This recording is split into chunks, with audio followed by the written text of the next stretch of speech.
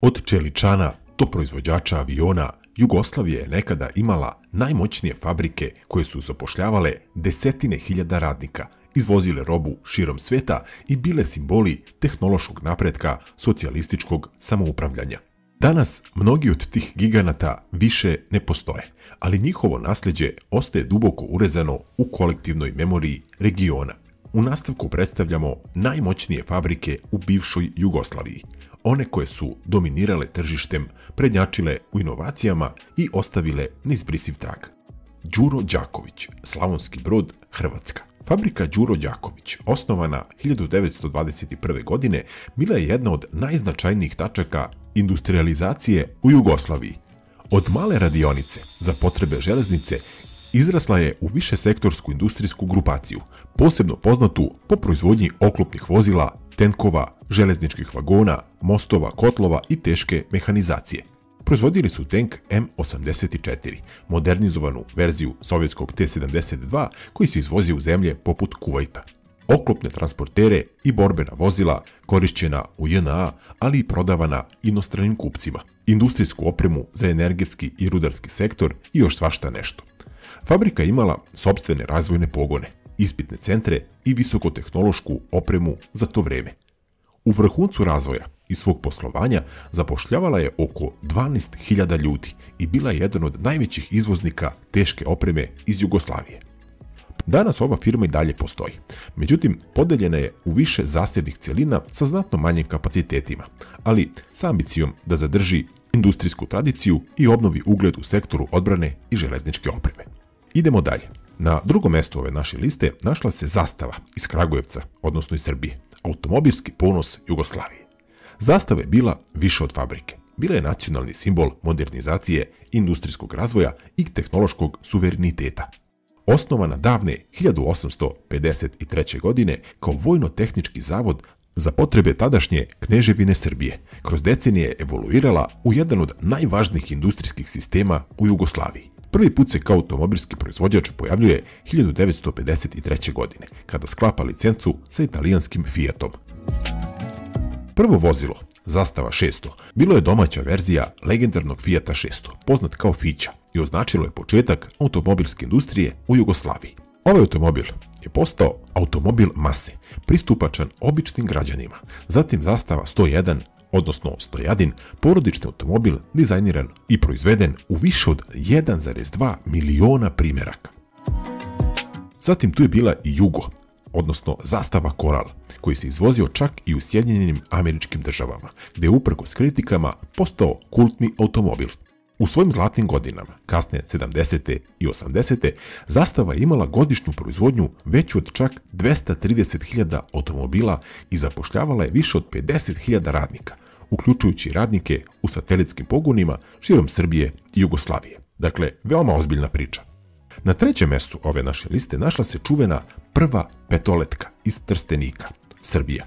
Prva petoletka, osnovana 1949. godine, bila je pravi dragulj jugoslovenskog industrijskog sistema u sektoru teške i visoke tehnologije.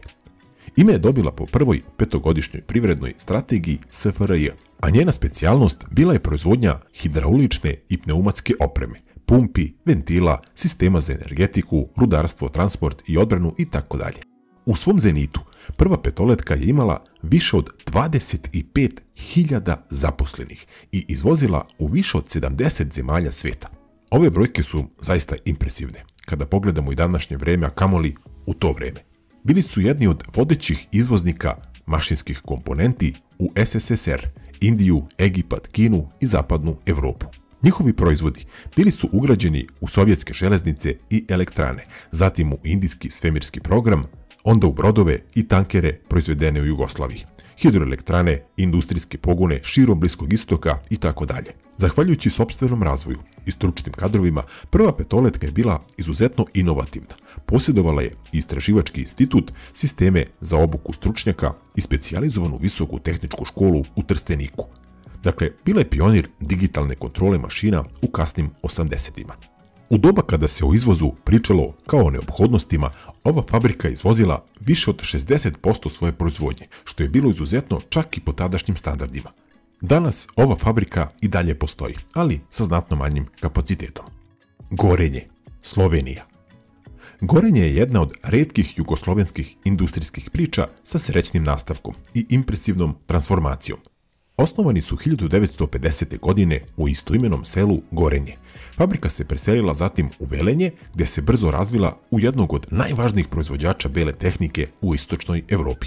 U početku je Gorenje proizvodilo poljoprivredne mašine, ali se brzo preorijentisalo na električne štednjake, frižidere, zamrzivače i veš mašine. Već početkom 70. godina brend Gorenje bio je prisutan u gotovo svakoj jugoslovenskoj kuhinji, ali i na policama prodavnica širom zapadne Evrope. Zlatno doba ove fabrike bilo između 75. i 90. godine, kada su zapošljavali preko 11.000 ljudi i izvozili preko 70% proizvodnje na tržišta Nemačke, Švedske, Francuske i Sovjetskog saveza. Tih godina su osnovali prodajne centre i logističke mreže u više od čak 20 država. Bili su veoma inovativni još u to vreme. Njihovi uređaji nisu samo funkcionisali dobro, već su i izgledali moderno. Saradnje sa dizajnerima iz Italije i Nemačke dovele su do toga da se Gorenje aparati porede sa najboljima iz zapadne Evrope. Nakon raspada SFRJ, Gorenje je privatizovano i danas posluje u okviru Hisense Europa grupe, ali i dalje zadržava svoj identitet i kvalitet. Iako je vlasništvo promenjeno, sedište i razvojni centri ostali su u Sloveniji, a brend Gorenje i dalje živi, sada u formi globalnog igrača. I na zadnjem mestu, Energo Invest Sarajevo, Bosna i Hercegovina, jugoslovenska Siemens korporacija. Energo Invest je verovatno bio najmoderniji i najambiciozniji inženjerski i izvozni gigant iz Bosne i Hercegovine. Kompanija koja je spajala tehnologiju, nauku, ekonomiju i diplomatiju u jednom. Osnovan 1951. godine, Energo Invest je izrastao iz skromnog elektrodistribucijskog preduzeća u multinacionalnu inženjering korporaciju sa projektima u više od 60 zemalja svijeta. Na vrhuncu moći, 1987. godine, firma je imala čak 40.000 zaposlenih, uključujući više hiljada visoko obrazovanih inženjera i stručnjaka. Te iste godine ostvarili su promet od milijardu američkih dolara i tako postali najveći jugoslovenski izvoznik tih godina. Najveći ponos firme bile su međunarodne reference. Naime, Energo Invest je projektovao i izvodio elektroenergetske sisteme u Iraku, Alžiru, Libiji, Nigeriji, Meksiku itd. Danas i dalje postoje, ali kao znatno manja firma, pretežno fokusirana na energetiku i izvođenje infrastrukturnih projekata. To bi bilo to, dragi moji, što se tiče ovog klipa. Ukoliko vam se svidio ovaj dokumentarac, pogledajte naše ostale videoklipove na našem kanalu Mala Medija. Sadržaj je jako zanimljiv. Pretplatite se ako ste novi, lajkujte video i podelite ga u znak podrške. Puno bi nam pomoglo. Hvala na gledanju i pozdrav!